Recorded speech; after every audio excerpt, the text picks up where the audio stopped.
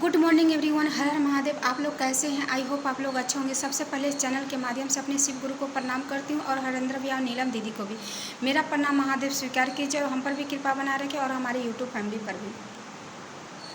Guys, आप लोग को पता होगा कि चार धाम क्या होता है, यानी चारों धाम। अगर पृथ्वी पर जब मनुष्य रूपी में जन्म लिए हैं तो चार धाम करना शुभ माना गया है। सबसे तो नहीं पार लगता है, लेकिन जो करते हैं, जो सनातन धर्म से जुड़े हैं, जो जिज्ञासा है, धर्म कर्म जो होता है, चार धाम माना गया है। चार धाम जो कर लेते हैं तो समझिए कि बहुत बड़ा पुण्य प्राप्त हो जाता है। चारों धाम अगर कर लेते, कर्म तो सबसे पहले तो कर्म ही सब श्रेष्ठ है, लेकिन कर्म के सिवा अगर हम कर्म ही से तो हम जाएंगे। अगर हम मन में चाहत होगी, चाहे कुछ होगा, तब तो हम जाएंगे चारों धाम करने के लिए।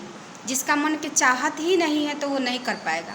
जो प्रभु पर विश्वास रखते हैं और उन्हें बुझाता है कि हाँ कुछ है, भगवान में शक्तियाँ हैं, तो चारों धाम में आप मालूम होगा आप लोगों की चार धाम होता है।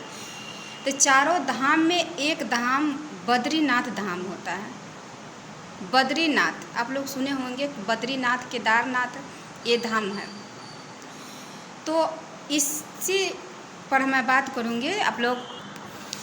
तो केदारनाथ और बद्रीनाथ, बद्रीनाथ पहले जो बद्रीनाथ अभी जो है ना, बद्रीनाथ में पहले शिव जी रहते थे। वहाँ बद्रीनाथ धाम में पहले शिव जी रहते थे और केदारनाथ धाम में विष्णु भगवान रहते थे। तो बद्रीनाथ जब लक्ष्मी जी जब वहाँ गई ना बद्रीनाथ, तो उन्हें बहुत अच्छा लगा। तो वो विष्णु भगवान से हट करने लगी, मुझे यही जगह चाहिए, मुझे बहुत अच्छा लगता है।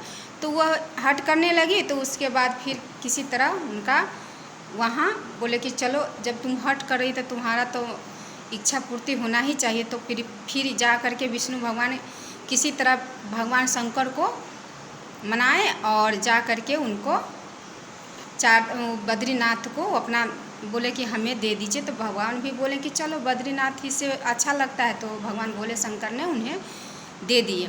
तो वहाँ से और शंकर भगवान वहाँ से लौट गए और चले आए केदारनाथ में चले आए। तो आज भी बद्रीनाथ जो है ना, वहाँ पर लोग जाते हैं।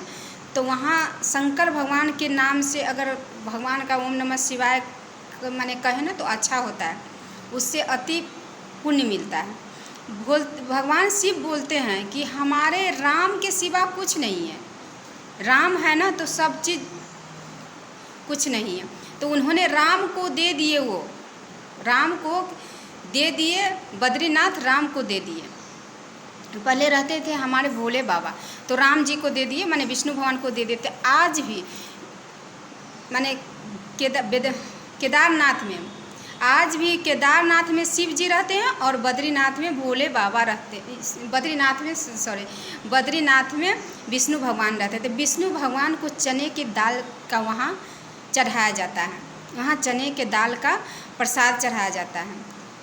तो विष्णु जिस तरह सोना का दान करने से कितना पुण्य मिलता है, उसी तरह सोना के बराबर जो सोना होता है ना, उसी का बराबर होता है चने का दाल। समझिए तो अगर चना जो अगर हम दान करते हैं ना, तो समझिए हम सोना दान कर रहे हैं। सोना दान का महत्व मिलता है। तो वहाँ जा कर के लोग चना के दाल विष्णु भगवान को भोग लगाते हैं। अब विष्णु भगवान कौन है आप लोग को पता होगा। विष्णु भगवान समझिए हमारा कृष्ण जी है, राम जी है। तो वहीं पर चना का दाल उनका माने प्रसाद के रूप में वहाँ पर भोग लगाया जाता है। आज भी जो भक्त जाते हैं बद्रीनाथ में, तो वहाँ चना के दाल भोग लगाते हैं। तो चार धाम में एक धाम बद्रीनाथ धाम ही है। तो चार धाम में आप लोग को पता होगा कौन कौन धाम है। एक धाम रामेश्वरम है, दूसरा धाम माने एक में आ जाता है रामेश्वर, केदारनाथ, बद्रीनाथ, रामेश्वर, एक हो जाते हैं जगन्नाथपुरी। चार धाम माना जाता है। चलिए गाइज, वीडियो बड़ा हो गया, इसको एंड करते हैं। अगर अच्छा लगा होगा तो लाइक, सब्सक्राइब, कमेंट ज़रूर कीजिएगा। ओके।